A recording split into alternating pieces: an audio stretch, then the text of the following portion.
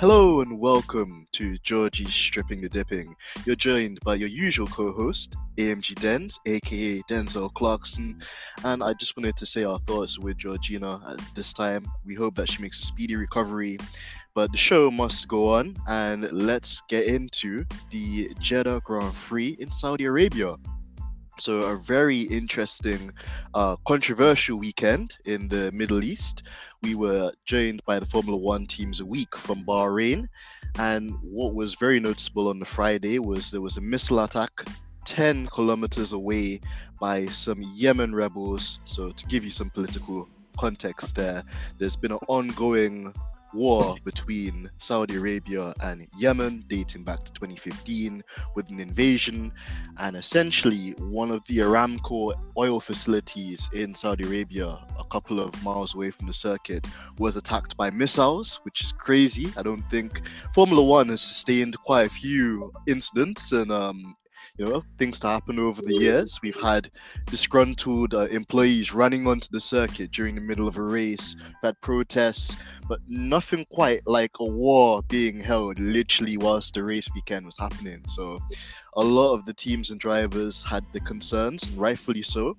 On the Friday evening, talks were held with the FIA Chief Director, Stefano Domenicali, and Ross Brawn, with all the team principals and drivers raising their concerns.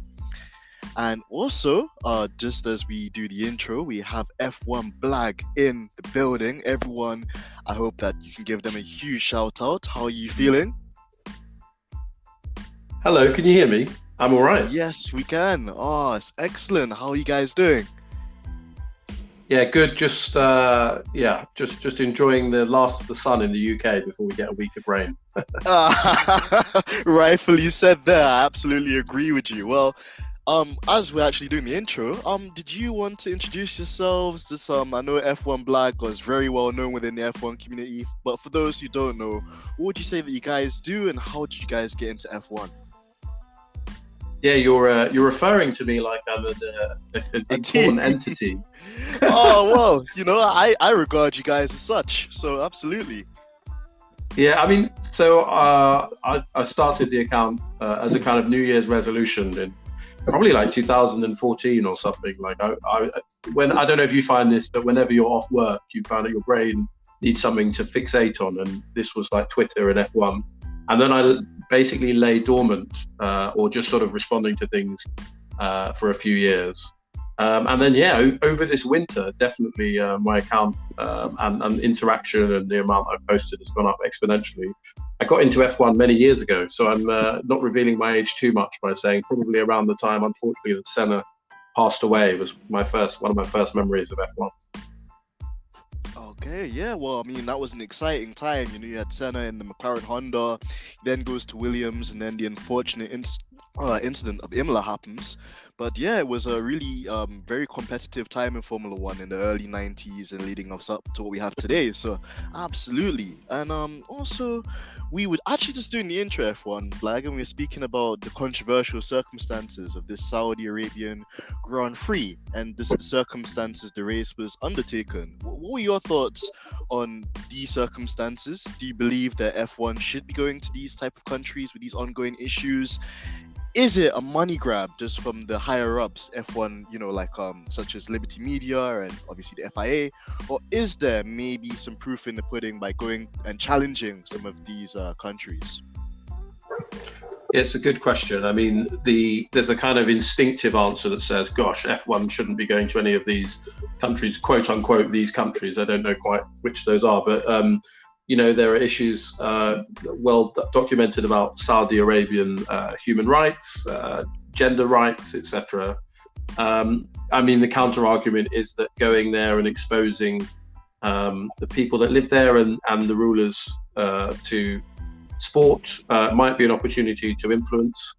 I mean, this weekend for me, it's actually just much more about safety. So, before the missile attack near the track, people were talking about human rights. Lewis Hamilton was very outspoken on that. But if you're running an event and you can't guarantee the safety, not just of the kind of drivers, but I'm thinking of the kind of mechanics, the entire circus, it felt to me that maybe it wasn't wise to continue with the event.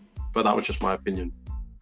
No, I think a lot of people would second you with that opinion for sure, and I'm definitely on the same bus because, as we were saying as well, basically the team principals and the drivers were having a meeting with the F1 chief director, Stefano Domenicali and Ross Brawn, into which the talks were going on until 2 or 3, 4 in the morning, which is crazy to even think that there was that much dialect and so much dialogue being had between the drivers and teams, and maybe it highlights that not all the drivers are singing from the same hymn sheet when it comes to these sort of issues, hence why they couldn't kind of put more pressure on the higher ups to maybe change their approach or do something differently about the event.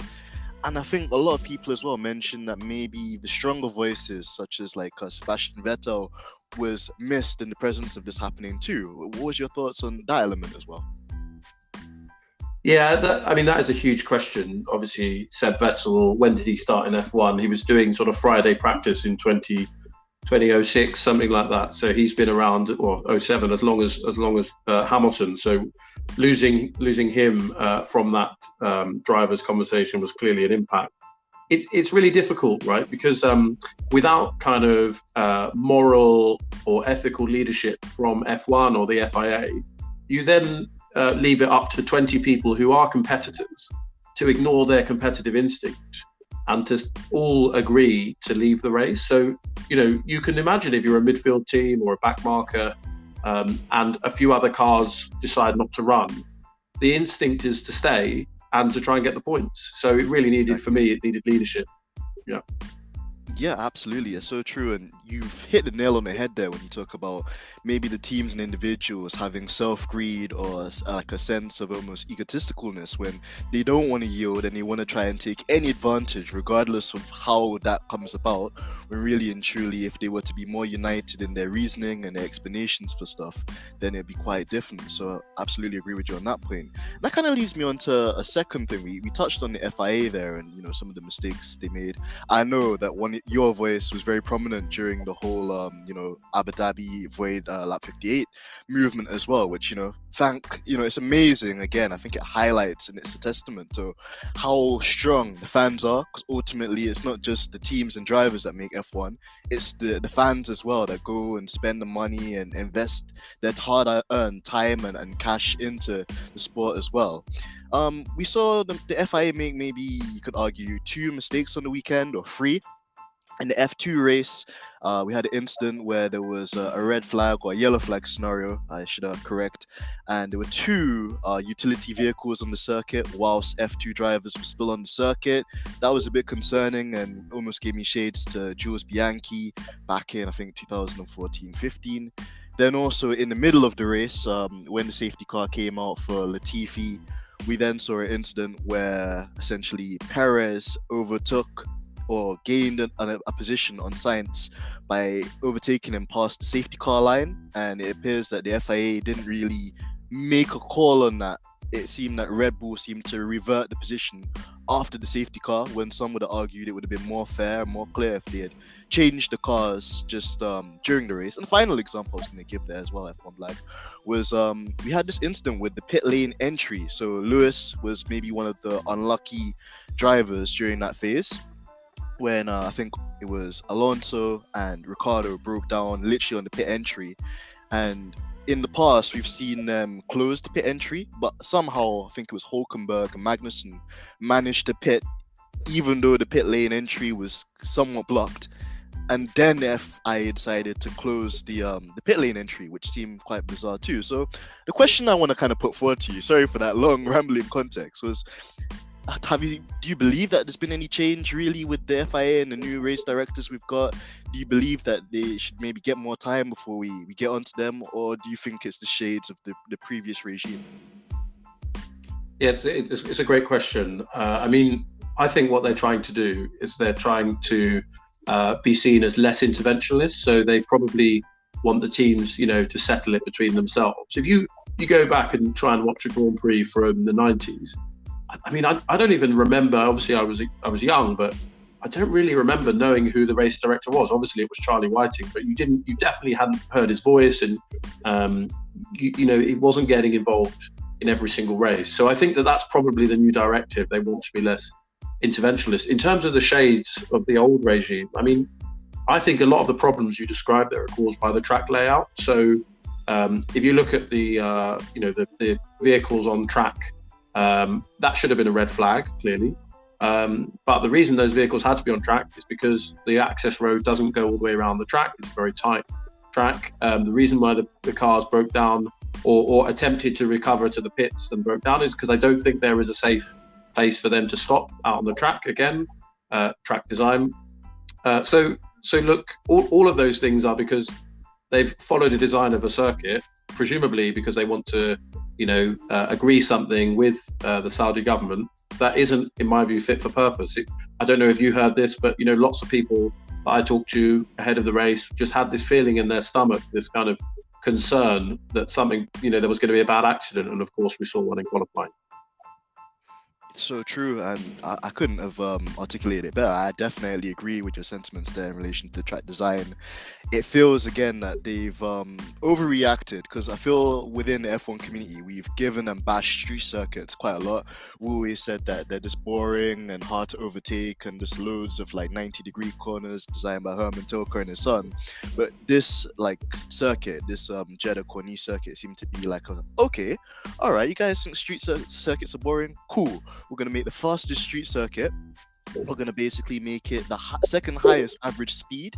And it's all good, but as you mentioned as well, the safety provisions have to be there as well, and it's paramount that they get on top of that, because we don't want to be seeing casualties in the sport. We have seen that F1's made quite a huge step forward in terms of the technologies, and even Mick Schumacher was able to walk away from a really severe accident on Saturday, and even in previous years we've seen Romain Grosjean survive a quite high G impact and literally be on fire, the rising phoenix, and he's managed to come out of that. So I definitely agree with your sentiments there as well. And definitely more food for thought in the ways that they design these circuits in the future. But that's going to lead me on to the next series of questions then, more to do with the weekend and some of the drivers as well. And these are some of Georgina's questions. She's asked, what were your thoughts on what happened to Lewis? Just to give the viewers context as well, it was later revealed to us that potentially Lewis and his mechanics changed a couple of settings with the car. They went with a particular direction with the car between FP3 and quali. It seemed that the balance of the car just wasn't right for him. But just overall, how do you see Mercedes' progress coming within the next couple of weeks? Do you think it's too late for them maybe to challenge Mercedes? Mercedes challenging Mercedes, that'd be cool. It gives me shades of Rosberg and Hamilton there. But no, I mean Red Bull and Ferrari, or do you think that maybe they might be out of the running this year at this stage?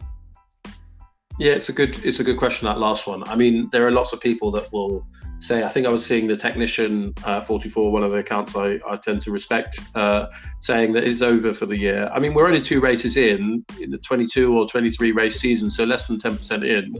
Back, when I started watching, there were 16 races. The points system was different. In a season with so many races, and if there were 3 teams that were sort of competitive, you could have a weekend where you perform okay, but finish 6th or 5th. So I think there is still some hope, but we need to see the car moving forward. And, if you think about what Lewis and his mechanics are trying to do on Saturday, clearly they made the judgment, look, we're going to get 5th and 6th unless we try something because the car isn't there. Let's give it a go. And, it didn't work. So the root cause of what they did or why they did it was because the car isn't competitive. And hopefully that's resolved by Imola or maybe later in the season. I still have hope. He could have finished 6th yesterday if he was a bit luckier with the pitting. But it's going to be a case of waiting to see until we get to the European season. Absolutely, yeah. I totally agree with that. And just in general as well, I think it's a marathon and not a sprint. And ultimately, this championship, I don't think it's going to be like conventional championships where it's just whoever's the strongest from the beginning of the year tends to kind of carry that upward trajectory. It looks like this year is going to be a development race, and whoever's going to be able to find any new innovations, whoever's going to be able to correlate the data they have in the wind tunnel with what they have on the track real life is definitely going to make as much progress as they can. So definitely agree with you there as well. And on the topic of progress and maybe a bounce back for them, as much as I give them shade because I'm not a Red Bull guy myself per se, Red Bull back into it. On one side they were unlucky with Tsunoda having the DNF, He didn't even get to start the race or quali, which is quite concerning for him. But Max and Perez getting pole, and Max managing to basically benefit a bit from the safety car restarts, and also generally putting the pressure on Leclerc there. What was your take on their comeback and just the gamesmanship between him and Leclerc with the safety car restart and the DRS tactics as well? Yeah, I mean, a few things there. I mean, I don't like the way that Red Bull is operated. You know, members of their leadership, I'm not going to mention their names here. I think that they lack morals and ethics, and that then cascades through the team, and you see certain comments from members of their team online. But look, everybody thought they threw everything at the 2021 season and that they'd come here and be midfield. Maybe it was wishful thinking on our part, but they have built a car that looks, definitely in a straight line, the fastest. It's definitely, up there, probably level with the Ferrari. So, you have to give them credit. I think they signed, members of the Merc Aero team, members of the powertrain team as well. So they have a good setup. They've managed to read the regulations well. In terms of the race, I mean, a few things. First of all, I feel really bad for Checo Perez.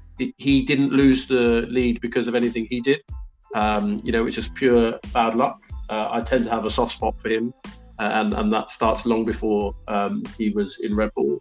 But yeah, in terms of the dummying, it all started when I think Leclerc and his race engineer were saying something like "box to overtake." If that doesn't sound like a dummy, I don't know what is. But it clearly tricked Perez to go in, and Perez then lost out as a result. And then I mean, the difference between, I think, Lewis and Max racing versus let's say Leclerc and Max racing is that it feels to me that Leclerc is from this kind of new, I say this not disparagingly, maybe like a kind of PlayStation generation. So they're thinking about where they deploy the energy. They're thinking about the safety car line, etc.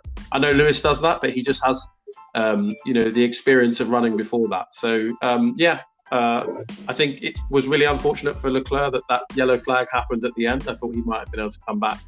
Otherwise, we saw the result. Yeah, F1blag, literally, I feel like you're the same person as me, because you read my mind in every kind of racing point I made up. No pun there with racing point. But you basically touched on everything I was thinking about as well, because when Leclerc basically was on the radio to his engineers and he was saying, pit to box, it just felt like they were doing it to dummy Red Bull into pitting early to do the undercut, and then boom, you can always trust the Williams to spice up a race. Like the Latifi wild card just comes in there, and then a yellow flag comes out, which really screwed Perez's race, as he pitted just before the safety car. So when you're under a safety car, you don't lose as much time. So that's why Leclerc and Max were able to come out ahead of Perez. And then, like you touched on as well, just with the driving styles of Leclerc, he reminds me quite a lot of like Alain Prost in terms of his intelligence, his spatial awareness, his just his capacity to just know where Max is. He's raced obviously with Max throughout their go-karting days, so he's got quite a lot of experience with him.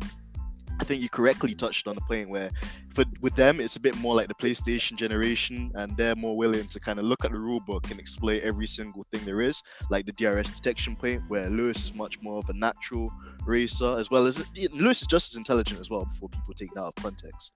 But yeah, this with Leclerc, a lot more raw. And also as well, I think it also comes from the other side. I think Max is like, he's still the aggressive bulldog he is, and he's still playing a lot of mind games, like the jockeying on the safety car, the weaving on the straights, and all the mental mind games he likes to play. But I think also he seems to have toned it down a bit, because if people don't know, I'm sure that they'll be remiss if they were to find out that Max has the second highest amount of penalty points in his license. So with these new FIA directors, we're thinking that he has to be a bit more cautious with his driving, or else he could potentially get a race ban. And also, maybe it's a thing where I wouldn't say he respects Leclerc more, but he knows that Leclerc's not going to take any of his crap. Whereas I feel with Lewis, it was always a kind of either you yield with me or you crash.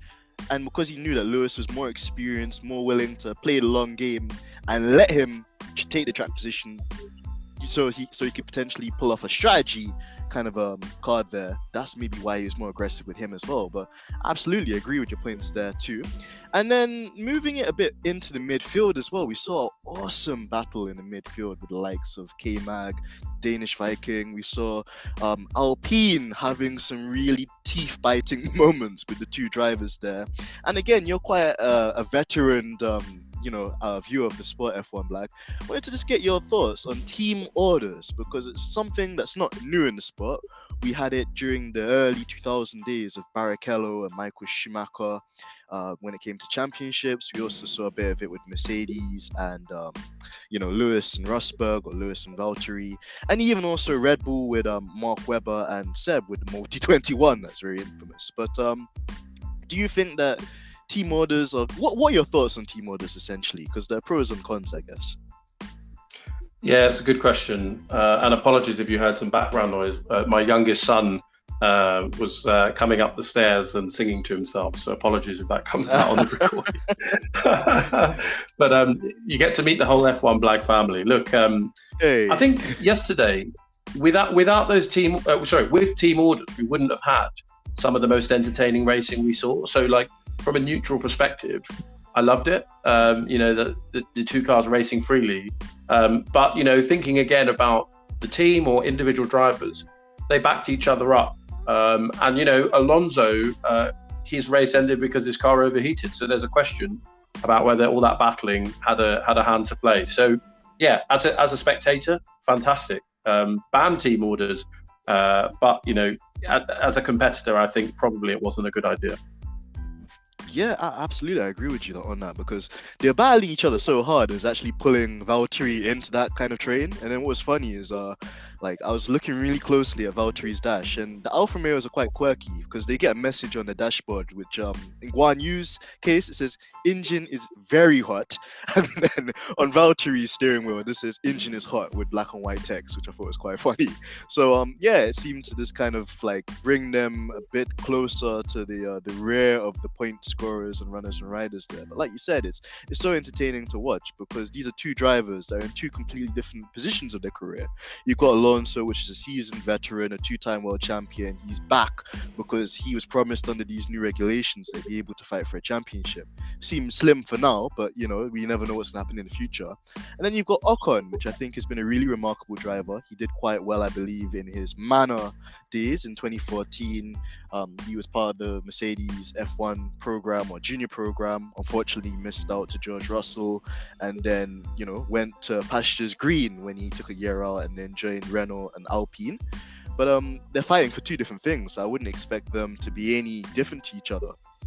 And I think also, just from a commercial point of view, it must be so awesome for BWT and their sponsors to have that amount of track time, because whilst they were battling, I think the race directors missed a lot of other overtakes that are happening on circuit. But that particular battle in the field seemed to be really amazing. So yeah, lots of talking points there as well, and just some intriguing talking points raised in that sense too. But also, moving to the next race, because we've got like a 2-week break, I think, as well, F1blag. What are your expectations for the Australian GP, and for a team like Mercedes? Do you think it's enough time to turn things around? Yeah, it's a good question. I mean, just on quickly on that point of Ocon and Alonso, I see Alonso's return a bit like Schumacher's return in 2010, and I think he might play a role in developing the car, but I can't see that Renault, or Alpine as it's called now, being world championship level. In Australia, I mean, I think it's one of those long haul races where it's unlikely teams will bring sort of massive upgrades. It could be that they crack something in the simulator, a new setup. But I personally wouldn't expect to see the Mercedes any higher up than third in terms of constructors. But you never know. It's not one of my favorite tracks, I have to say. I think even before COVID, they did some remodeling of turns 1 and 2, and maybe one at the back of the track. So there might be a little bit more overtaking. And we'll have to see how these new cars get on as well, which are apparently easier to follow. Yeah, I actually agree, and it's an interesting one with Australia because it's not renowned for being an overtaking circuit. It's quite kind of you file into one, and then it's either whoever tries to pull the undercut or strategy game tends to get rewarded with the biscuit on that one. But yeah, hopefully, like you touched on there, the revisions to the circuit helps promote overtaking organically. We see a bit more battles.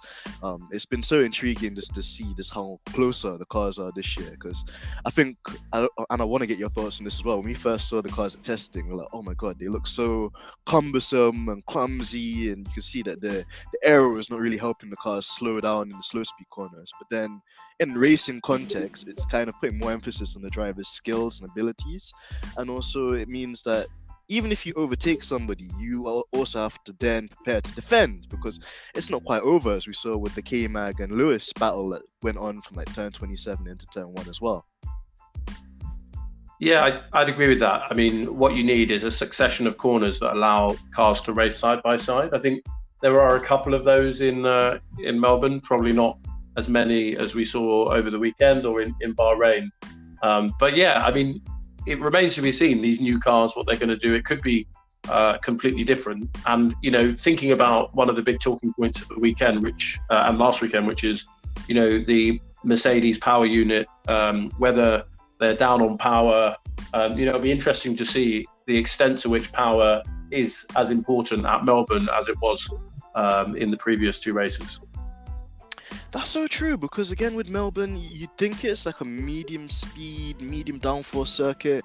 It has some streets, but it's not as ridiculous as like what we've had in Jeddah or Baku or China or any of these other circuits. But even on the topic of circuits then, just to kind of go on the kind of fantasy aspect of it, F1blag, if we could remove Jeddah and all these controversial tracks and maybe go to a pre-existing track that we've been in before, but we don't race at now currently, or just a new country that we've never been to before, where would you want to pick and what would you go for?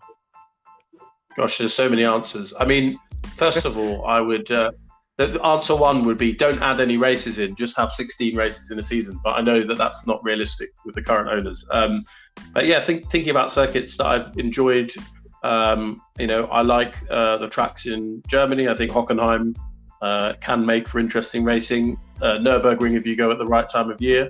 Again, I think there's a glaring omission if you look at the continents that F1 races on of Africa. I didn't quite start watching F1 when Kyalami was available. I think they've made upgrades there. I think they've got their A license, all the requisite licenses to hold a sort of premier FIA event. So I'd be interested to see an event in Africa. But yeah, it really depends. In terms of races that they've never, circuits they've never raced on, there are a few in America. I know they want to crack the US market and they're making street circuits and so on. I mean, people have always talked, can they do Laguna Seca? It's quite a short track, but it's got this turn on it called the corkscrew. I don't know if you've seen it, but I think that would be quite mad seeing the cars go down there. So off combat. Yeah. No, like you made some really great points there, and again, like I'm just like you're like my spiritual animal F1blag, because I feel that you've lived through me in a sense as well. I'm probably not as old as you, and I know you don't want to reveal your age, but yeah, I remember like the days of Hockenheim where it was like remember when they had the long straight with the kind of village tree section, and then you touched on Nürburgring there as well, and I'm not quite sure it would probably be the best for overtaking or thing, but just as a one-off exhibition, how cool would it be to see the cars go around like the full Nordschleife? It'd be so crazy, like kind of going back to the Niki Lauda days, rest in peace to him as well, because he's a legend. And then you touched on the African market, and I think there's definitely expansion there worthwhile. You got Kyalami, which we've seen that the GT3 guys go over there, the World Endurance guys go over there as well. So if they could maybe upgrade the FIA safety license and make it more suitable for the generation of cars as well without killing the identity of the circuit, then I believe that would be beautiful. And also really nice shout for Laguna Seca there. I remember playing that quite a lot on the good old PlayStation 2 on Gran Turismo, and the corkscrew is like one of the most unbelievable corners. It's like when you go down that kind of like hill with the runoff, and it's so on the limit and you can barely see anything. It'd be a great I think technical test for the teams too, just to see if the cars bounce, how they behave, how they perform. So absolutely crazy. Yeah, I definitely agree with you on that one. Well, F1blag, we're going to come close to the end of this one because I'm conscious of taking up your time. But a couple of more questions I wanted to ask is we know that, and we're quite aware that you do a lot of writing as well. Are there any pieces that you're looking forward to doing like in the future? If you could give us insight into that. And what would you say favorite piece that you've written so far that us fans can go and check out if we haven't seen it before? Yeah, it's good. It's a good question. I mean, it really depends.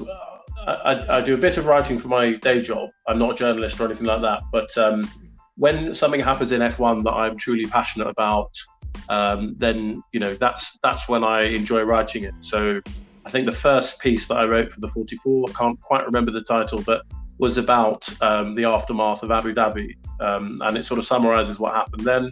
The most recent couple of pieces I've written were around qualifying and also the announcement of human error as the reason why Max Verstappen is the champion. So you can check those out at the44.org. But honestly, looking ahead, it really depends what happens. I don't necessarily have any set agendas about things I'm trying to push. I just want a sport that's entertaining. I want to see the best drivers racing. I want it competitive, but I also just want fairness. So, when I see those things impinged upon, then I'll write something. Oh, well, I absolutely agree with you. And I think I need to take this opportunity as well, F1blag, to just give you huge shouts and just commend you for this. Because for many years, I've always said that Formula One's felt like a bit of a billionaire boy club, like exclusive club in a sense. And it was always that you get the news from one particular like angle or narrative. And it sometimes didn't encapsulate the real truth or what's really behind the visor, to say.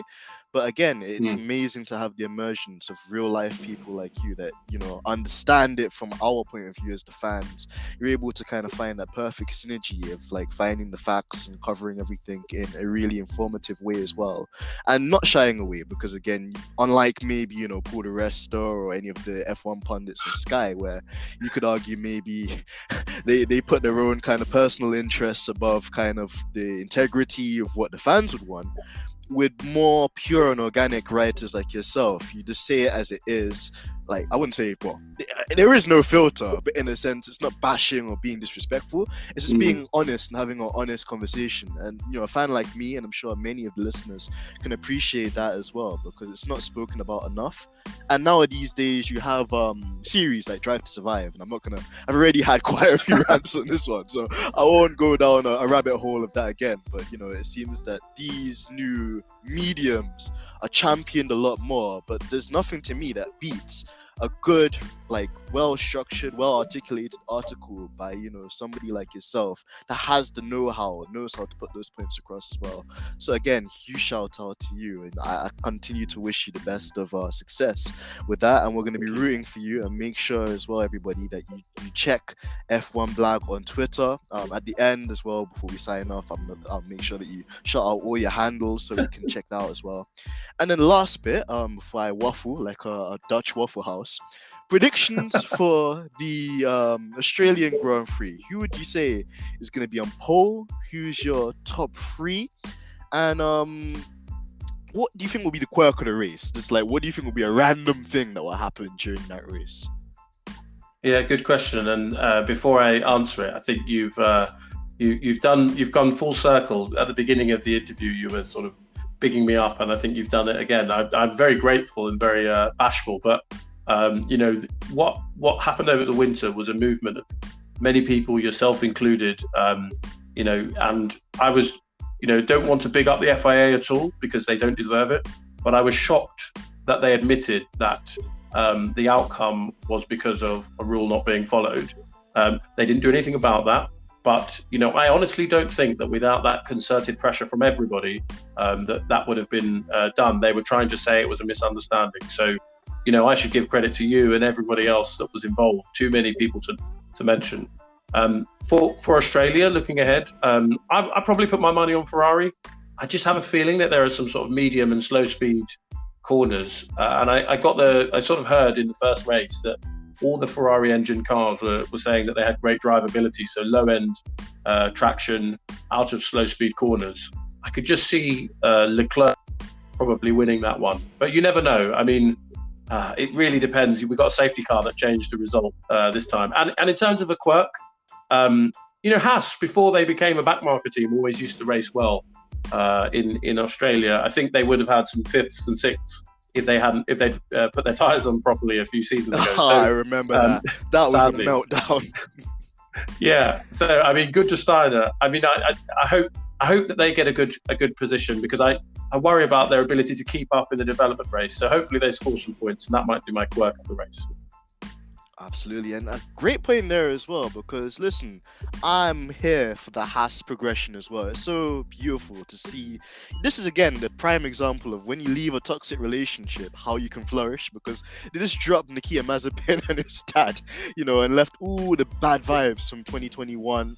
And it's almost as if like they've just basically picked up the baton from 2020 when they had K-Mag and Grosjean. Now they've got Mick, and they're consistently challenging. But I think you're correct and absolutely right as well to point out that we can't get too carried away, and they as well themselves don't want to get basically too complacent, because it is a development race, and if you don't continue to try and make strides to keep up and to move forward, you find yourselves at the back. And I really hope it's not the case, and I hope I'm not jinxing them, but their position kind of reminds me of Williams in the early 2014 season when Mercedes had like the OP engine, and any customer that had a Mercedes engine, they were guaranteed at least like a top 6. And then as the years progressed, it became less about having the drivability and advantage of the engine and more about refining the aerodynamics and trying to find different things you could do with the car to add to that sustained performance. So I absolutely agree with you there as well, F1blag. But again, could you please shout out your details, for people to follow you, where they can find you before we wrap this one up? Of course, yeah. So it's at F1blag, so BLAG. You can see my articles at the 44, so the-44.org, and their handle is, I think, @_the44, just using the letters. Yeah, I'm not a professional. I'm just a fan. I love F1. As I say, I want it to be a kind of a fair sport. I've watched Lewis Hamilton since the start of his F1 career and want him to have the opportunity to sort of make hay while the sun shines and not be held back. So look me up there, and look forward to sort of interacting online. Excellent, F1blag. Well, listen, you said you're not a professional, but I still think you're more professional than the professionals. So we're just going to add that one inside there as well. But it's been so amazing to have you on. I definitely believe that Georgina, and if not Georgina, me, I definitely want you back in the future episodes, because you've been a pleasure to talk to. So informative. You have a great voice as well, man. Like, you really cut out for this thing, man. So it's so great to have you. But yeah, I'll sign off this episode of the podcast. And it's been your boy, Amg Denz. I'm on fire like Gasly, but in the streets, they call me Planting Piastri. And also, shout out to one of the greats, Georgina Donna. We really hope that she gets better fairly soon, and that we can hear her lovely, chirpy voice in the future episodes when she recovers. But until next time, I hope that you guys have an amazing week, and you guys don't miss the F1 too much until we're back next time. But until then, peace and love to everyone. And thank you again, F1blag, for joining us on this episode.